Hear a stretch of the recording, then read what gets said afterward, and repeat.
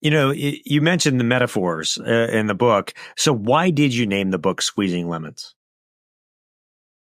So, well, always squeezing lemons. I think it's really that portion of where, it's not just you squeeze one lemon and life's over, right? It's you're consistently like life's going to throw you challenges. There's going to be hardships, and it's continuing to show up and figure it out, right? It's taking the responsibility to figure it out. So it's always squeezing lemons because you're always going to have stuff to deal with, right? You don't know what the highs feel like unless you feel the lows, and there's going to be lemons thrown your way all the time.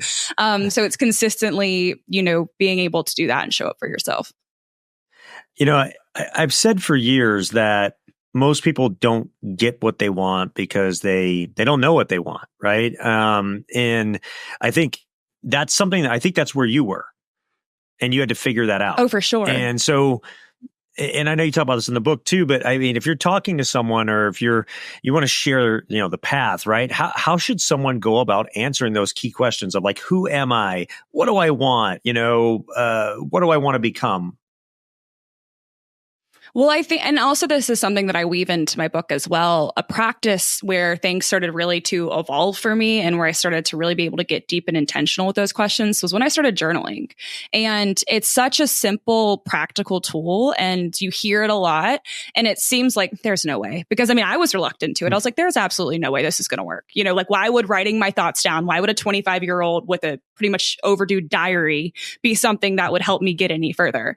And it was life-changing. It was as soon as I started becoming what I say, be vulnerable with the pages, when I started being vulnerable and putting things down and really allowing things to almost be manifested through pages of journals on a daily basis, that's when stuff started happening.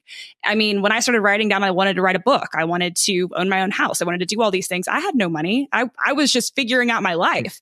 And then flash forward 2 years later, everything I was writing down and building upon and processing happened. And it's not like you just write it down and it happens. Of course, there's work that requires to build into that point, but putting it down on paper, I think, is one of the most easiest and practical tools that anybody could start with.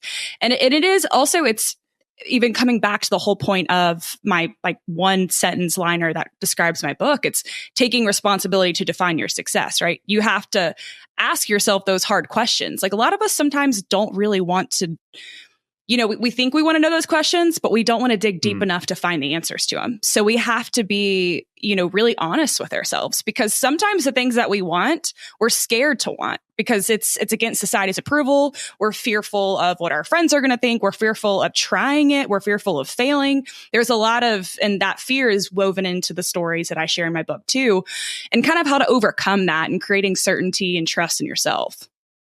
Well, we should talk about that because that's a great point, and talk about overcoming it, because most people never do this for themselves because they're afraid of what they'll find. They're afraid of confronting themselves in the deepest areas, right? Or dealing with stuff that, has been there forever that they've, effectively suppressed and they don't want to deal with, right? And go through that process of fixing or that sort of thing. So how do people overcome the fear or the inertia or, just that not wanting to deal with your internal challenges that you have, right? How do you do it? Yeah. I think it's probably different for everybody. I think we all have different vices and ways to overcome it. It's really figuring out what works and is healthy. For me, like writing was something like I've always been an athlete my whole life. I've always worked out hard. It's always been something that I have to do. But to a point where I was putting it in a detriment, and I thought I could just outrun my feelings and move on and it would be fine. And that wasn't working, So the processing part, I think, also finding a community to talk to, whether it's a therapist or it's just a group of people that bring you up. When you're around, like your environment's a huge key. Finding people to help you kind of work through things, I think is really important. That's even one of the reasons why I started my nonprofit Move Into Words, is kind of cultivating that community of growth mindset individuals.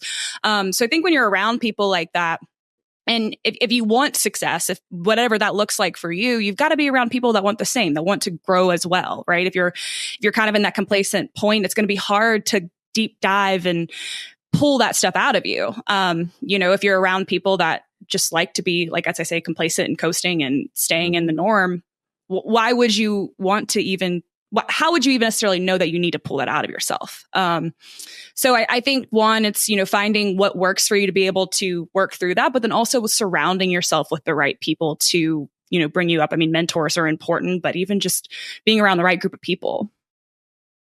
Well, I think to add to it too, you have to make the choice. Like everything in life is a choice.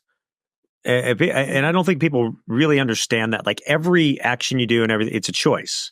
And so, and you're choosing it. And I think people have to make that choice that they are going to, like, take a Friday, sit down for the day and ask yourself first, who am I? And then challenge yourself to that first answer, because the first answer is probably not right anyways. And second, third level deep, right? What do I truly want? Right? And go, why do I want it? Why is it so important? Is this really what I want? Right? Most people don't know who they really are.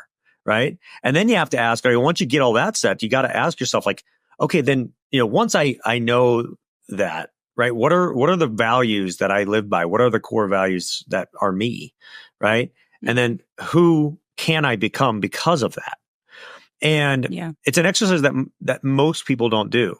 But I find that those that have had the epiphany, or have, gone from like a position maybe you were in to success, right? And figured that way out. Now, like you said, there's all the work in between. You can't just think it and manifest it, but you're 50% of the way there, right? You got to do the work after that. But it seems like everybody who's done that or gone through that rite of passage just had to go through that first part of making that choice and really digging deep on themselves to cement things. And then it all falls into place from there. Would you agree? 100%. And it's interesting. And I think that choice is what holds a lot of people back, right? And it's almost like, I think maybe some people know that they have to make the choice, but they're too scared to just do it, right? Just making that first step, taking that first step, whether it's a small move, big move. That's why I really do love, of course, it's an amazing book. Everyone knows about it, Atomic Habits. It's talking about the small things over time that make a big difference. Tiny gains. And then all of a sudden it explodes. And it's so true. It's, I think now we're so accustomed to like what I call the microwave society. It's instant gratification. It's easy. We just think things happen overnight rather than the consistency and the discipline and showing up every single day. And I heard this the other day, and I think it's really, applicable to anybody that wants to grow. It's self-discipline equals self-love. And when you're disciplined enough to, sit down, ask yourself those questions and take action on them, it does, even though it's hard and it's a lot of times sucks, like the self-love that comes from it that continues to build it's so empowering, and it helps you get through anything that's hard. It's interesting. I think over the past couple of years, I've had a lot of success, but oh my gosh, there's so many things where there's been a lot of hard. There's been a ton of hard, and there continues to be a lot of hard. And, as you grow and as you have success and you're building and building more, as an entrepreneur, you just keep coming up with more things you want to grow and build. So there's new challenges, there's new things that you know what your purpose is and you know what you want to become, but new ways show up to be able to implement that. Right. And it just becomes more challenging, but also more exciting, and you be able to trust yourself a little bit more. So yeah, it's just starting. Yeah, there's a couple things too, and the piece of that you're saying you're hinting at too is like, and it goes back to what I was saying a minute ago. It's once you know yourself, it makes things much easier, right?